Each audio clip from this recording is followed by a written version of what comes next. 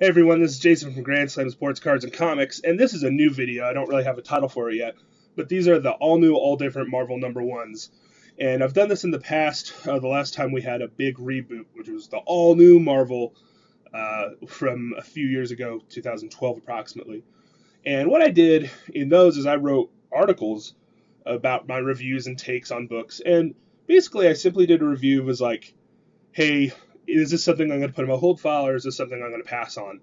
Because man, there's so many new books coming out, and so me personally, even though I manage a comic book shop, sports card and comic shop, Grand Slam, by the way, um, even though I do that, I can't read everything. I read so much Secret Wars, and I'm like, all right, that was it.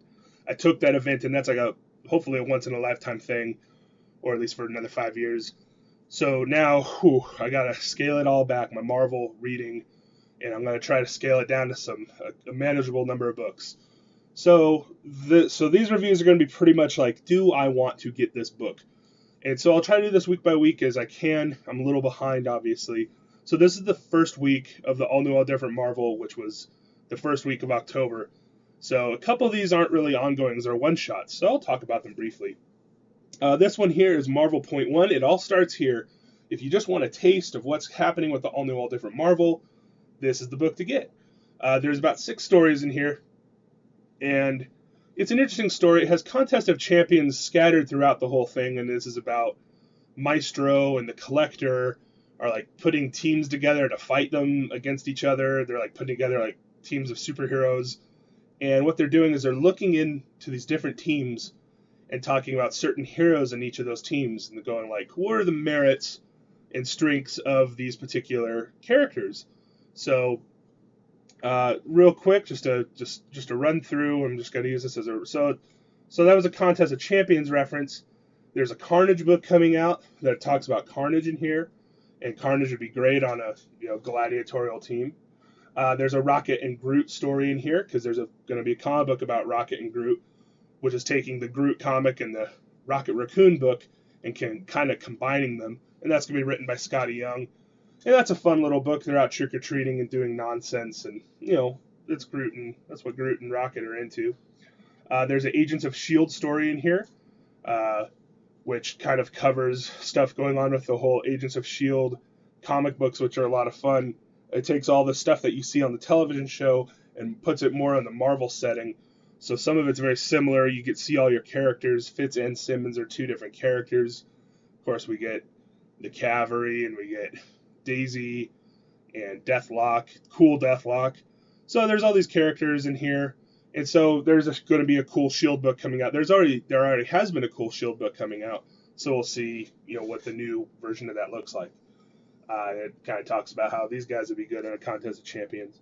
The other big preview in here is the all new Inhumans, which reveals Crystal is one of the members of that team, and she's going around and they find a new Terrigenesis of a new Inhuman, and this is a person who was a young man. He turns really old, and apparently he has this Inhuman power to give people old age, which is kind of weird. But he can give them old age and make himself younger, but he's taking years away from their life, so he's really old, and so he's going to manage that. Who knows what that power could possibly do if you could control it.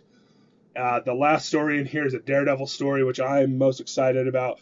We learn about a new character who's he's like an Asian guy, and he's got a sister, and they're out there on their own. I think they're from China, and they're in New York, and they run into Daredevil, and this apparently is going to be a character that Daredevil is going to be kind of tutoring or training. That's a cool angle. I like the idea of having a Daredevil protege. So that's Marvel Point One. There's a lot of really cool stories in here. Definitely get this if you just want to see a taste of what new stuff's coming out. Not all of it's coming out right away. Some of it's coming out in a long amount of time. Real quick, there was also an Avengers preview book that covers about 6 different Avengers stories. And it's basically Avengers, Uncanny Avengers, A-Force, New Avengers, Ultimates. So there's a million Avengers books, and this is supposed to give you a taste of all the different ones. So if you want to have a sampler of all the different Avengers stories that are coming out, this is the one to get as well. So this one covers some weird oddballs. It has some first appearances in there. So this is a good one to get. And this has all the new Avengers stuff for that. So now, there wasn't too many books last week, but they're good ones. Avengers. Amazing Spider-Man #1. Again, another Amazing Spider-Man #1. I think it was just yesterday or 2 years ago that we had an Amazing Spider-Man #1. Beautiful, beautiful cover by Alex Ross. In this one, we find out that Spider-Man is basically a new Tony Stark. He is in charge of Peter Parker and his Parker Industries. And he's like, I'm going to do things the right way. I'm going to help people and not make money. And I'm going to be a CEO. And I'm going to be a CEO that's only paid as much as, kind of middle management guy. He's not going to take advantage of the wealth because, Peter Parker is such a great guy. And so he's kind of dealing with corruption inside his own team, and he's doing other cool stuff. He goes to a wedding of the guy that he used to work for when he was still in the think tank, if you remember that. And then there's an attack. I can't remember who attacks them, but it's not good who attacks them. And so they have to deal with that. Who's attacking them? Some Green Goblin guy or Gemini? Anyways, he deals with them because, that's what Spider-Man does. And yeah, that's that's kind of what's going on here. In the end, we have a conclusion where, it's setting up all the plot points for Spider-Man. The one thing I'll say about Amazing Spider-Man #1 is it just seems, I don't know how many times I could be like, it's a new jumping on point for Spider-Man. It's always a new thing. And I mean, I've kept up with the Dan Slott run enough to kind of like know where we're at, but it just seems like, oh, this again. Like, here's a new drama for Peter Parker. I love Peter Parker. I don't know if I'm going to get this book, though. I just can't stick with Peter Parker because it's always something new. I can always keep up with little plot points as they come up. So this is not one I'm putting in my hold file, but it doesn't mean that you shouldn't like it. This issue in particular has 5 backup stories, I think, that are all different Spider-Man stories. So including Silk, there's a Spider-Girl story. There's a story where Regent shows up. If you read the Amazing Spider-Man story during Secret Wars, he's in there. The Mary Jane, the Renew Your Vows one. I almost gotta admit, like, I did kind of get sold on the Spider-Woman book, where she's pregnant, and I kind of got drawn in a little bit. I'm looking forward to reading issue 1. Silk always looks cool. Like, Silk's a book I haven't been reading, but the art is just so compelling. I kind of want to pick it up. I don't know if I might have lied. I don't think it talks about the Spider-Gwen book in here. But you don't have to wait long because that book's coming out soon. Spider-Man 2099 as well. So lots of really cool Spider-Man stories in here. So if you want to find out what's going on in your friendly neighborhood Spider-Verse, this is the book to get. Lots of Spider-Man stories. Too many books, if you ask me. Contest of Champions #1 came out too. That follows up the Marvel .1. This book is based on the idea of a video game where basically superheroes are fighting each other. And this is about Maestro and the Collector going around and putting together these teams to fight each other. And this one is just mayhem ensuing, really interesting characters being thrown together to fight stuff. They kind of overcome, and then you find out about the Contest of Champions at the end. And it's kind of a dark and mysterious thing. It kind of sounds cool, but honest, I don't really care about heroes and stuff fighting each other all the time.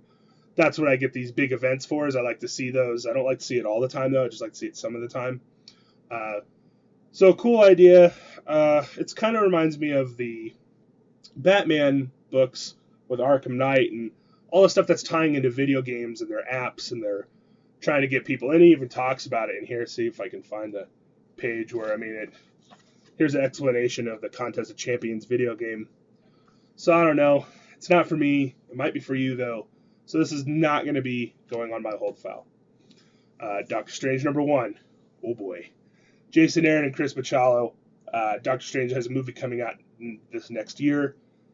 You can't wait. Doctor Strange is one of the coolest characters. they can never get a book for him to stick. The problem with Doctor Strange is he's always super cool in every comic book that you read, and he's just awesome. And then you're like, God, I just want to read a book about Doctor Strange.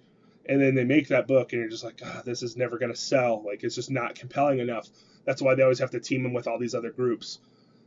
Most, the Avengers most recently, but the Defenders and all these other cool stories that they get him into. So how is Doctor Strange #1? This book is awesome.